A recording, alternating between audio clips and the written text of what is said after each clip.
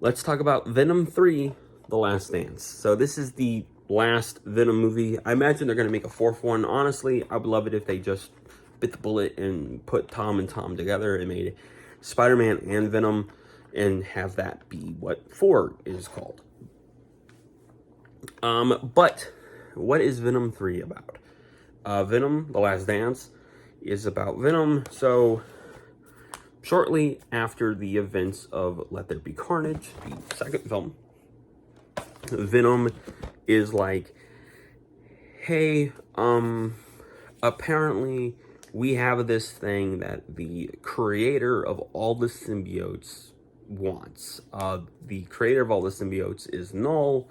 Null is not necessarily a big piece of this film. He's a sort of background villain. They're setting him up probably for a either a team-up movie that is probably canceled because Sony has given up on the Spider-Man movies without Spider-Man in them universe. But so now it's probably going to be the villain of Venom 4 because these are the only profitable films of that universe. But thank God they got rid of those movies. But now Venom's like, hey, Null wants what we have. It's a special thing. And now we need to escape Null somehow.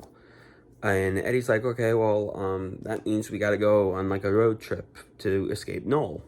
And there's also Area 51 agents after Venom and Eddie because aliens. And that is essentially the crux of this film. And I will say, right after that, this movie is fairly serviceable. It's passable. I do think the worst of the trilogy is probably the first movie. I love the second movie. The second movie is hilarious. I reviewed that a few months ago, or re-reviewed it a few months back. I'll link it below. I'll also link my overall Spider-Man playlist if you want to hear my thoughts on the original film. But I will just warn you that video was from my first year and is kind of cringy. I'm sorry. It took me a while to figure out how to do this YouTube thing. But yeah, I like this movie. I remember like people being like, it's kind of unfortunately like the worst of the trilogy. And I remember thinking, what does that possibly mean? Because like Morbius, granted, I haven't seen Morbius, Madame or Craven. I don't plan on watching either of those films really. But I knew that they were going to be hot garbage from second one. And I've even made a video about Morbius being hot garbage. That was sort of like a preemptive, like, hell nah, I'm not reviewing that one. That is in my thoughts playlist. But, I don't know, like, I just thought, but, like, I sort of knew that those were going to be hot garbage, but I was just like, I really don't want this one to be hot garbage. And honestly, it's not. Like, this is, for the Venom movies, pretty good. And I like parts of it. There's also, I think, the story, and I think the whole Area 51 element of this film is very much just there. You've seen this before in other movies, and that's not really what makes the Venom film special. It was nice to see Toxin, and it was nice to see some other symbiotes in this film, but you're mainly here for Tom Hardy as Eddie and Venom, and Tom Hardy most certainly delivers on that front. He does a great job in this film. I think the director, Kelly Marcel, who wrote the first two movies, was the only writer along with Tom Hardy, for the second film, and they also co-wrote this film together as well. But I think Kelly Marcel, this is her directorial debut. This is an enjoyable movie, and I think it's a serviceable directorial debut. I think it's very serviceable. And yeah, like, that's ultimately what I would put on the box if they put a quote from me on it, is that it's serviceable. It's pretty good. Mrs. Chen is back. There's a literal dance number.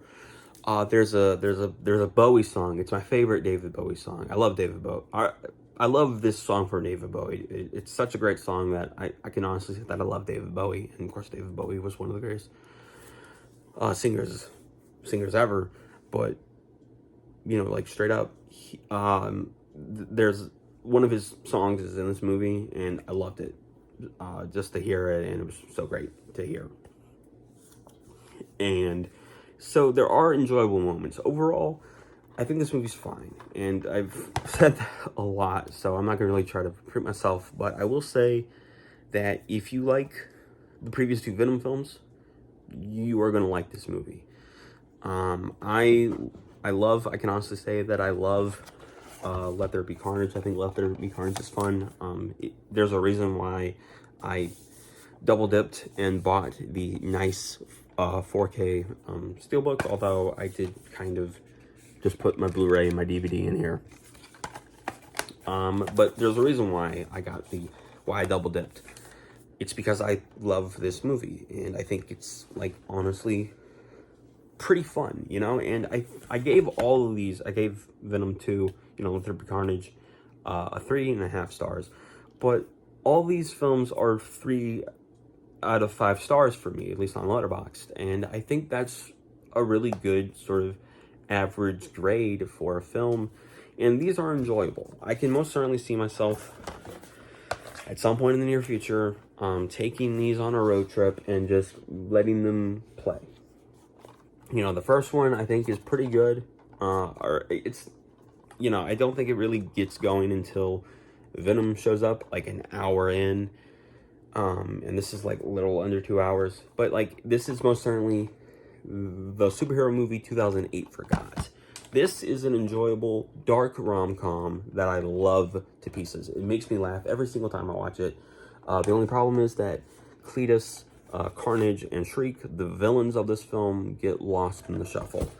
And this, damn it, this is a long video.